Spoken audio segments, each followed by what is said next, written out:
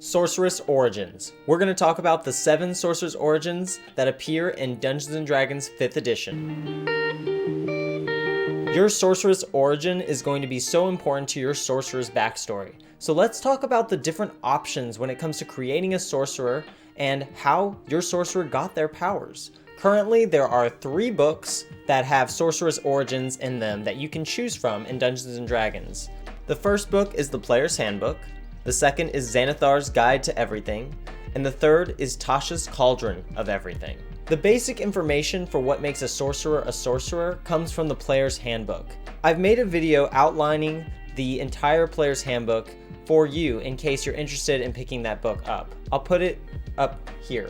Your Sorcerous Origin makes up your character and determines where they got their powers. We're going to talk about the 7 different options you have when making a sorcerer. In the Player's Handbook, there are 2 options: Draconic Sorcerer and Wild Magic Sorcerer. Your first sorcerer is the Draconic Bloodline Sorcerer. This sorcerer gained their power from having draconic ancestry that has passed that power down to give them natural abilities. When you choose draconic ancestry as your source of power, you choose between 10 different dragons. Each dragon comes with their own special abilities when it comes to using their element. Each dragon comes with a special element that they have mastery over. For example, the black dragon has mastery over acid, the red dragon fire, and so on and so forth. The list goes on, and you can choose from any of these dragons to be your ancestral power. You gain the ability to speak Draconic, and you have advantage on charisma checks when interacting with dragons. Due to your Draconic heritage, you have special scales that develop on your skin, which gives you extra hit points, and it gives you a higher armor class naturally. At 6th level, whenever you cast a spell that has to do with the element that your dragon has mastery over, you get to add your charisma bonus to the damage. You can also gain resistance by spending sorcery points. At 14th level is when things get cool. You get to develop dragon wings. With those wings, you gain the ability to fly at your speed. Finally, at 18th level, you get a power called Draconic Presence. This gives you the opportunity to instill awe or fear into your foes within 60 feet. You rise up and the draconic energy from within is released from your location. Your Draconic Presence can be used in a lot of different ways. You can be used to charm people or to scare them away. It's your choice, really. Wild Magic Sorcerers get their powers from just chaos. Chaos that rules the world, chaos that was there before the world began. That energy and source can come from any number of beings or creatures. Maybe a fey lord, a fairy lord bestowed this power upon the Wild Magic Sorcerer. Or maybe they fell into a pit of chaotic magic and that they came out with these powers. Wild magic can come from anywhere, really. And it's up to the DM to kind of decide where that source is. The second sorcerer is probably my favorite sorcerer, and it's the only one I've actually played in person. The Wild Magic Sorcerer. Wild magic is incredible, and it really brings in that element of randomness that you look for in a Dungeons & Dragons game. My favorite ability is the Wild Magic Surge. When you are a Wild Magic Sorcerer, you have the ability to call upon the wild magic around you when you cast spells. Some might think the Wild Magic Surge is a little bit of a curse, but it is really interesting when it happens. So for example, when you cast a spell as a Wild Magic Sorcerer, a leveled spell, you have to roll a d20 to see if a Wild Magic Surge happens. If you roll a 1, then a Wild Magic Surge happens, and that results in 1 in 100 different spells or effects happening to you. You roll a d100, and you get a random effect from a Wild Magic Surge table. That table has all kinds of things, from you drop a fireball on yourself, to you grow a beard of feathers, and it stays on until you sneeze. These random effects can have interesting impacts on the game, and it always creates some fun role-playing experiences. You also get the ability to call upon that wild magic within you to gain advantage on any roll you make. This is called Tides of Chaos. When you use this ability, you then get that extra die to be more successful, but it costs you a Wild Magic Surge. The next time you cast a spell, your Dungeon Master can make you roll on the Wild Magic table even if you don't roll a 1. You just have to do it. So using that Tides of Chaos can give you advantage on one activity, but it could also trigger a Wild Magic Surge later on. When the DM calls you to use that Wild Magic Surge, you can then get that Tides of Chaos reroll back. And that's what makes it a fun back and forth between the Dungeon Master and the Sorcerer. At 6th level, you get the ability to bend luck. You can use your Wild Magic to either increase a roll that another player or character makes, or decrease that player's roll. You use your sorcery points to do so, and that can have an impact on that character. At 14th level, you get Controlled Chaos. This is when you get the ability to actually control which magic ability comes out of your Wild Magic Surge. Whenever you roll on the Wild Magic Surge table, you roll twice and you pick the one that you want to happen. This can create some interesting combinations and maybe save your life in some cases. The last ability you get as a Wild Magic Sorcerer at level 18 is Spell Bombardment. And this is a lot of fun. Whenever you roll damage and you roll the highest number you can, so for example, if you're rolling a d6 and you roll a 6, you can choose to re-roll that number and add that damage to that spell. It can create some really nasty combos, increasing your damage dramatically. The next 3 Sorcerous Origins come from Xanathar's Guide to Everything.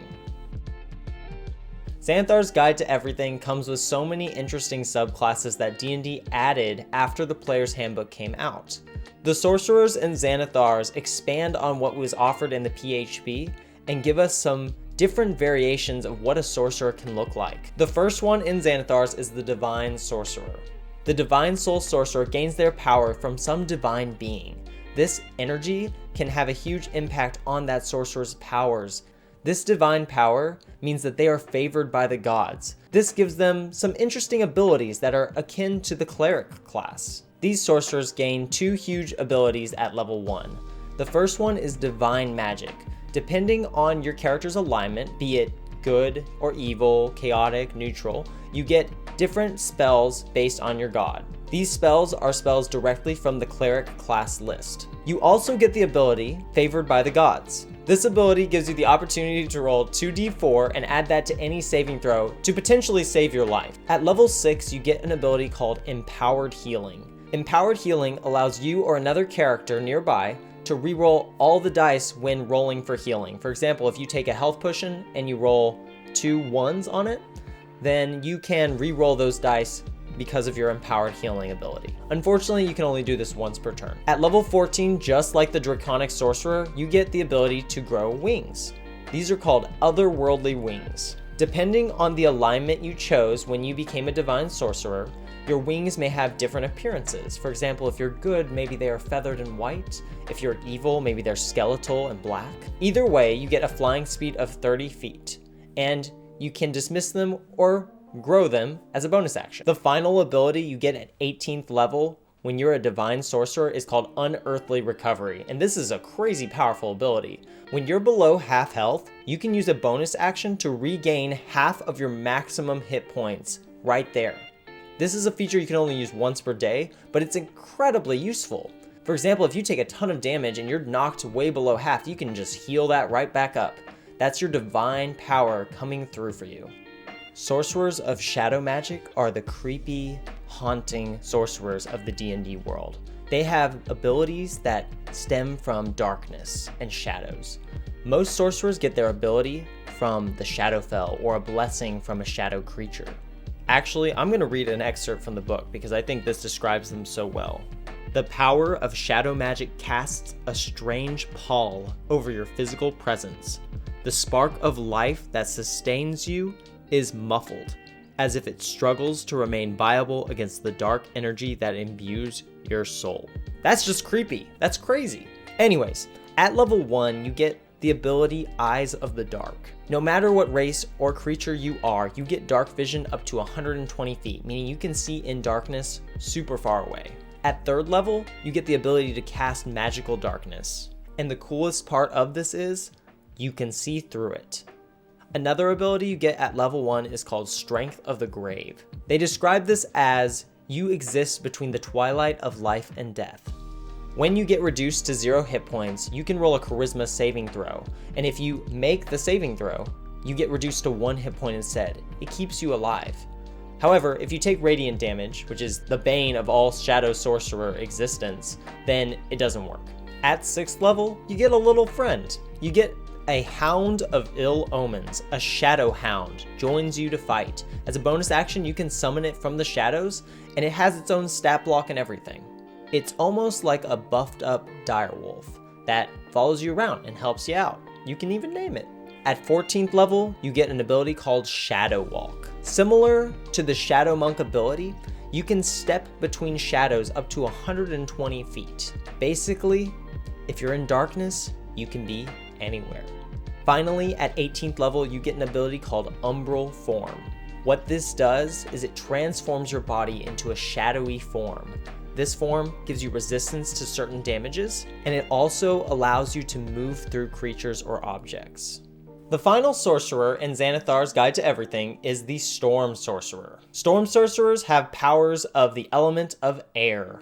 They get their power from air, lightning, and storms. In the book, it says that Storm Sorcerers can trace their magical abilities from surviving the Great Rain. This could be any kind of event that imbued this person with storm powers.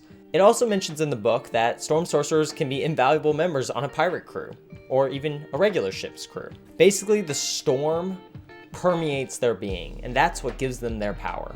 At level 1, you get 2 abilities. You get Wind Speaker and Tempestuous Magic. With the power of Wind Speaker, you gain the ability to speak Primordial. This is the language of the elements. Elementals like fire elementals, water elementals, earth elementals, etc.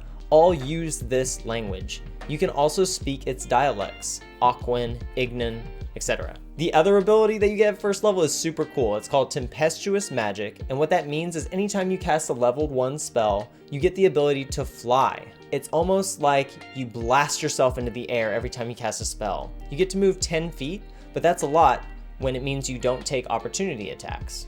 At 6th level, you gain the ability called Heart of the Storm. This gives you resistance to lightning and thunder damage, obviously, and it gives you the ability when you cast lightning or thunder damage spells to deal damage to everyone around you. You also get an ability called Storm Guide.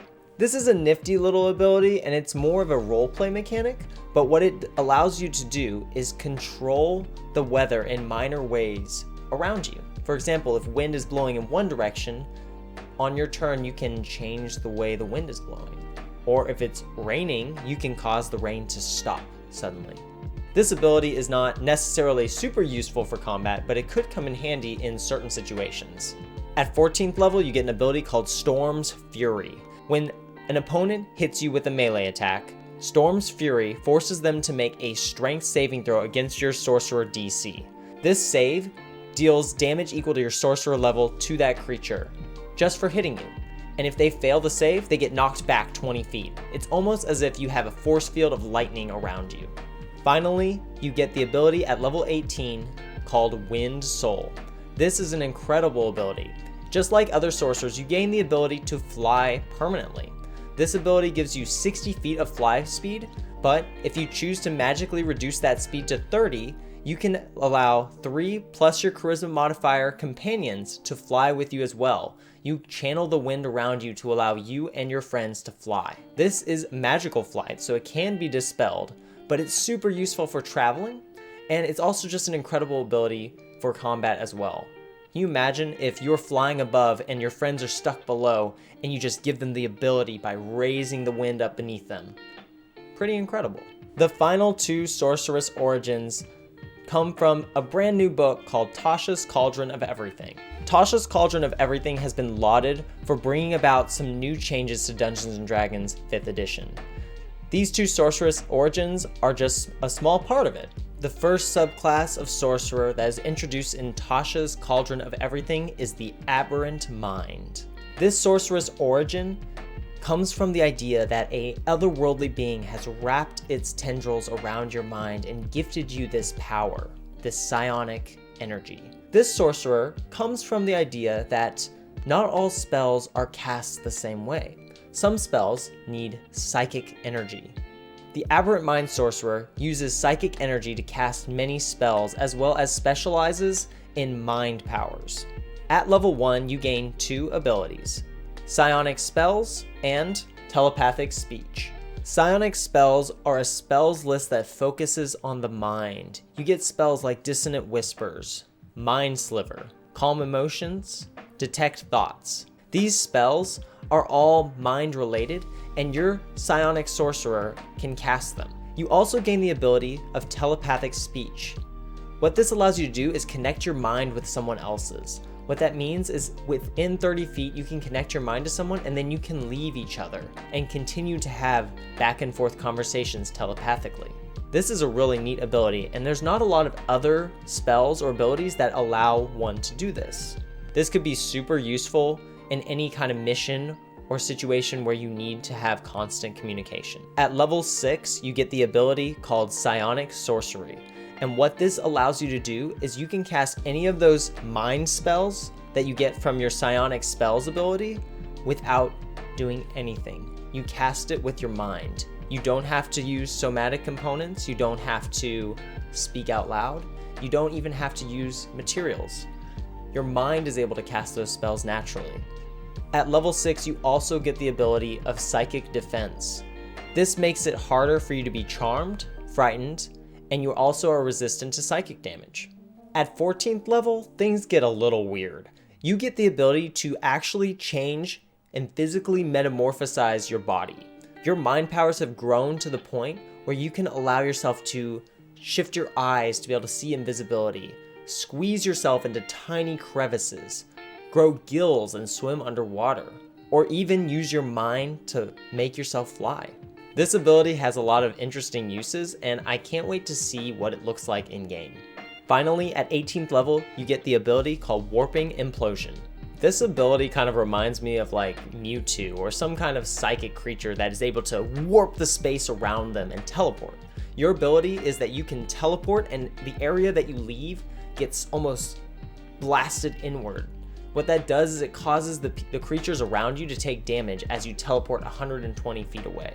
It's kind of a neat ability, and I feel like it would have a lot of really great implications in combat, especially if you get surrounded. The Clockwork Soul Sorcerer is the last one we're going to cover. This sorcerer gains its power from the forces of order. This sorcerer has connections to the Modrons, to the Mechanus, mechanical beings. This is such an interesting concept, magic coming from machines. At level 1, you gain the ability of Clockwork Magic. These are special spells that you can access as a Clockwork Sorcerer that allows you to maintain balance and order in the world. Things like Aid, Lesser Restoration, Freedom of Movement. These are all different kinds of spells that can be super helpful for a Sorcerer's Kit. At level 1, you also get an ability called Restore Balance. What this allows you to do is whenever a creature has advantage or disadvantage on a roll, and they're within 60 feet of you, you tap into that magical clockwork ability. It forces that character to roll a normal roll. You can use this feature a number of times, and that can become super beneficial. You can get rid of advantage or get rid of disadvantage, like that. At level 6, you gain the power Bastion of Law. Bastion of Law is a protective magic, and what it allows you to do is use sorcery points to create a ward around a creature that you can see within range, yourself or any other creature. This ward protects that creature from damage equal to the number of d8s of the sorcery points you spent. By expending those dies, you can reduce the damage that your character takes. At level 14, you can enter Trance of Order. This is when your sorcerer taps into the power of the Mechanus. Anytime you roll a d20, you can count anything as a 9 and lower as at least a 10.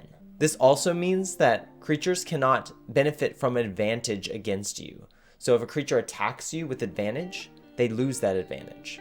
This can make your sorcerer so consistent in battle. Though it's only one time per long rest, it can become very beneficial in those big combats when you just can't miss. The final Clockwork Sorcerer ability is called Clockwork Cavalcade. This ability is one of the most unique abilities I've ever seen in Dungeons & Dragons. When you summon your Clockwork Cavalcade, you summon Spirits of Order. These Spirits of Order tend to look like Modrons or little robot buddies. What they do is they go around in the area surrounding you, and they begin restoring order to everything. This includes healing teammates, fixing any damaged objects or items in the area, removing or stripping magic from things or creatures. This ability embodies the Clockwork Sorcerer because the whole goal of it is to return order to the space surrounding you. All of these Sorcerous Origins have been released in Dungeons & Dragons 5th edition content. The books that I've shown you up here are where you can find them.